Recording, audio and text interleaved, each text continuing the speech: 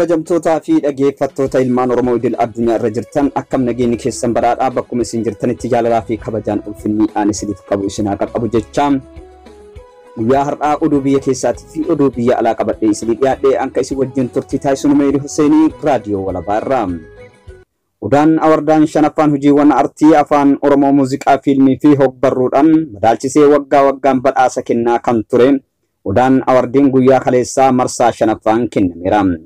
Buuruma kanaan gama muuziqaatiin Best Family Video Clip Obomboleetti of Magartuu Warqinaa, Best Single Muuziqaa Darbee Laalaa of Andu'aalam Gosaa, Most Views Song Wal Agarraa of Galaanaa Garomsaa, Best Video Clip Sagalee of Leencoo Gammachuu, Best Album Maal Malli Isaa of Haaceen, Best Filmii Lafaa fi Lafee of Abaaboo Warqinaas Group, Best Family Actress Artist Abaaboo Warqinaa, Best Family Actor Artist Taamiraat Kabbadaan, Best Studio Vision Entertainment yoo ta'an artistoonni biroos gama daarekteerummaa fi hogbarruutiin badhaafamaniiru.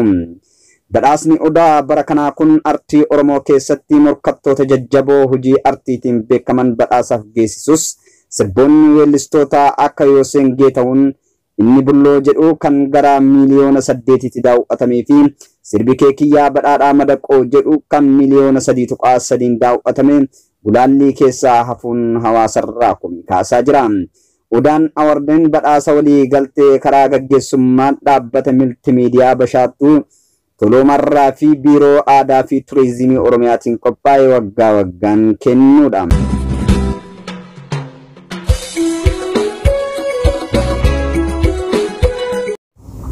Dhaabbanni biyyoota gamtooman ibsa baaseen Itoophiyaa keessatti hongeen naannolee Oromiyaa fi Somaaliyaa keessatti mudateen horii miliyoona 1.5 fixuu uummanni 175 ol qeerraa buqqiseera jedhe. Dubbi himaan barreessaan olaanaan dhaabbata biyyoota gamtoomanii Isteefaa Durjik ibsa dhimmoota ijoo idil addunyaa irratti kennan irratti gaafni Afrikatti hongeen hamaan barkurnawwanii fi mul'atee hin beekne Itoophiyaa fi Somaaliyaa keessatti miidhaa guddaa geessisaa akka jiru dubbatan. Michootni keenya deeggarsa namoomaa dhiyeessan Itoophiyaa keessatti namoonni 175 ta'an sababa hongeen qe'ee isaanirraa buqqa'uu fi horiin miliyoona 1.5 tilmaamamu hanqina bishaanii fi soorataan dhumu nu himaniiru. Boorana Gujii Harargee Baalee hongeen Oromiyaatti hammaate. Ganna 40 keessatti hongeen isa hamaa jedhamee Oromiyaa fi Somaaliyaa keessatti mudate. Godina Gujiitti nageenyi dhabamuun miidhaan hongeen ittisuu rakkisaa taasise. Hanga ammatti soorata daa'immanii fi bayyanachiisuu dabalatee namoonni naannoo hongeen miidhaman jiraatan miliyoona 2.7 ta'anii fi deeggarsi toonii 120 qoricha dhiyeessuu istaafaan Duujaarik himaniiru. Deeggarsa uummata hongeen miidhamanii kana bayyanachiisuuf argamaa jiraatus hanga barbaadamu gadi waan ta'eef hatamtamaan deeggarsi mallaqaa akka isaan barbaachisu aangaa'onni kun ibsaniiru. Hongeen hammam amma mudate isaa akka lakkoofsa bashaa bara 1977 Itoophiyaatti mudate ol ta'u dhaabbileen gargaarsa isa himan aangaa'onni naannolee balaa kana miidhama keessaa tokko ta'e naannoo Somaaliyaa hongeen hamaan jiraatus gabaasni kun gurra guddiseera jedhanii turan. Biyya ollaa Itoophiyaa Somaaliyaattis hongeen akkaan hammaatee namoota miliyoona 4.5 ta'an miidhuu Durjik himaniiru. Somaaliyaatti dhiira dubartiin daa'imman 600 fi 770 ta'an sababa hongeen qe'ee isaanirraa buqqa'aniiru. Naannolee balaa kanaan miidhaman keessaa gatiin bishaanii dhibbeentaa 72 qaaleera. Hongeen kun ammallee itti fufuu isaatiin daa'imman miliyoona 1.4 ta'an hanqina nyaata madaalawaan saaxilamaniiru. Yoon balaa hongeen kun fidu irraa uummata bayyanachiisuuf Somaaliyaa keessatti qofa doolaara biliyoona 1.5 kan barbaadu ta'us hanga ammaa argachuu kan danda'e dhibbeentaa 3.3 qofaadha. Kan deeggarsa barbaachisuun ammoo uummata miliyoona 5.5. Barreessaan olaanaan dhaabbata biyyoota gamtoomanii Antoonaa Guterres tibbaa kana bilbilaan muummicha ministeera Itoophiyaa waliin mari'achuun dhaabbaticha ibsa kan ture ta'us odeeffannoon hedduun waa'ee marii kanaa hin baane. Gaazixeessitoonni odeeffannoo dabalataa dubbii himaan Guterres yoo qabaatan gaafatanis Durjik ammatti odeeffannoo dhuma ibsamee turetti himamuu danda'a. Yeroo odeeffannoo bal'aa kennuun barbaachisutti ni kennama jedhan. Gama mootummaa Itoophiyaanittis odeeffannoo dabalataan hin baane. Muummichi ministeeraa muummee fi barreessaan olaanaa iyyuu naannolee naannolee waraanaan miidhamaniif ulaa deeggarsaa banuu fi marii siyaasaa gaggeessuu irratti mari'atanii qofa jedhee ibsa. Yuun kabaase.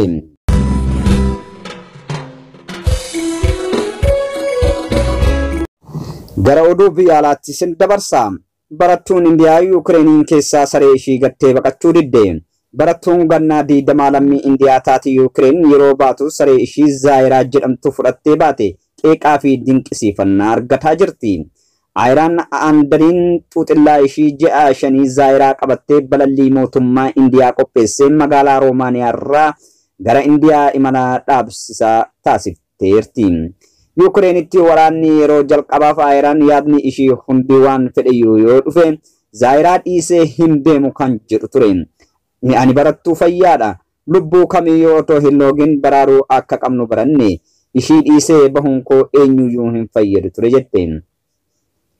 Beenaldii akkanatti jaalachuun ishii leellifamaa jiraattus namoonni gariin immoo namoonni balarra otoo jiranii mootummaan Indiyaa Beenaldaa akkamiin xayyaaraan fudhatte jechuun qeeqan. Raashiyaan qilleensa Yukireen irratti ol aantummaa qabaachuuf dhama'aa jirtu. Humnoonni Yukireen ammoo misaa'ilota biyyoonni lixaa dhiyeessaniif qadhistee eeggachaa jirti. Waraanni Yukireen viidiyoowwan hedduu helikoophiteraa fi Raashiyaan misaa'ilota lafarraa gara samiitti dhukaafamanii rukutamanii wayita kufan agarsiisa. Torbaan darbe viidiyoo waraabame tokko helikoophteriin Raashiyaan haleelamurraa baraaramuuf jecha lafatti gadi dhiyaatee fixoo mukarraan balalli'aa ture agarsiisa. Misaa'iliin humnootii Yukireeniin dhukkaafame sakandiiwwan muraasa keessatti xiyyaarichaan haleela.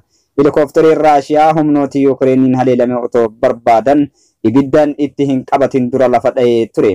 Viidiyoowwan biroollee jeettiin Raashiyaa naannoo Kargiviitti haleelamu agarsiisa. Xiinxaltoonni dhimma waraana meeshaalee biyyoonni lixaa Yukireeniif dhiyeessan hojiirra oolaa jiraachuu isaaf kun ragaadha jedhanii amanu. Jaastin Biroonkiin qorataan humna qilleensa Instituutii Rooyaal Yuunaayitid Sarvisii jeestiin akka jedhutti amma yoonetti yoo xiqqaate xiyyaaronni Raashiyaa 20 Yukireenitti misaa'ilaan rukutamanii kufaniiru. Xiyyaaronni rukutaman kufan ammoo helikooftera jeettiiwwan illee ni dabalata.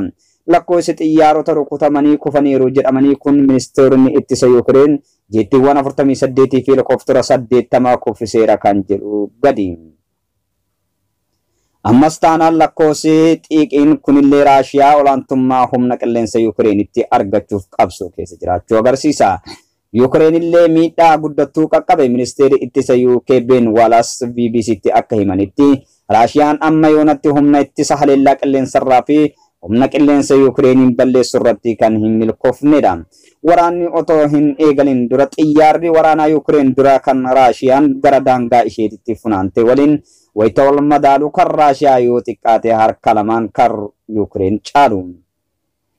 Wallace akka jedhanitti Yukireen humna ittisa qilleensa ishee guutumatti akka hin banne gochuun danda'uun ishee xiyyaaronni Raashiyaa dhukkeeffachuuf jecha halkan akka baleedhaan dirqisiise. Misaa'illeen farra xiyyaaraa gaditti namarraa dhukaafamu kan maqaan isaa Man Portable Air Defense Systems jedhamu gosa meeshaalee waraanaa biyyoonni lixaa Yukireeniif dhiyeessan keessaa tokkodha. Mariin Tarkiitti taasifamu walii galtee dhukaasa dhaabuu waaraaf karaa bana jedhan Tayyip Erdogan. Raashiyaa Yukireeniin erga weerartee yeroo jalqabaaf ministeeronni hajaa alaa biyyoonni lameen kamisa dhuftu biyya Turkiitti wal arganii mari'achuuf jedhu.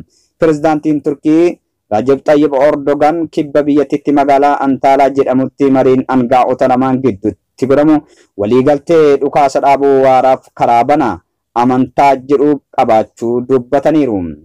Raashiyaan ammallee kaayoo Yukireeen irraa qabdu waraanaanis ta'ee mariin akka milkeessitu dhaadachaa wayita jirtutti Erdogan mariin kun milkaa'uu danda'a abdii jedhu maaltu akka itti hore ifaa miti. Tarkiin miseensota naatoo ammoo buutiin irraa hajaa qaban taatus pirezidaantiin Turkii Erdogan garuu wanta Yukireenitti ta'aa jiru mormuu bira darbee akka biyyoonni lixaa biroo tarkaanfiiwwan fudhachuurraa daandii mataa isaanii hordofaniiru. Waan Yukireenitti ta'aa jiru gammachuu akka hin qabne ibsanis qoqqobbiin kaa'amaa jiru garuu uummata Raashiyaa irratti xiyyeeffate jechuun mormii akka qaban akeekkachisanii jiru. Egaa kabajamtootaa fi dhaggeeffattoota ilmaan Oromoo idil addunyaa irra jirtan qophiin kiyya ka guyyaa har'aatiif qabadhee dhiyaadhe kanumaan goolabaa akka qophii biraatiin walitti deebinutti turtii gaarii isiniin jedhama.